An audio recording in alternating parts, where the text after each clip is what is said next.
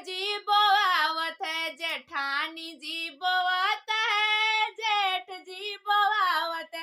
हमऊ अपना राजा संग बोब छोटी नदी, हमऊ अपना सैया संग बोब छोटी नदी। ऊंचे खाले बैगन बोवाई द छोटी नदी। देवरानी जी बोवत है, देवर जी बोवावत है, देवरानी जी बोवत है, देवर जी बोवावत है।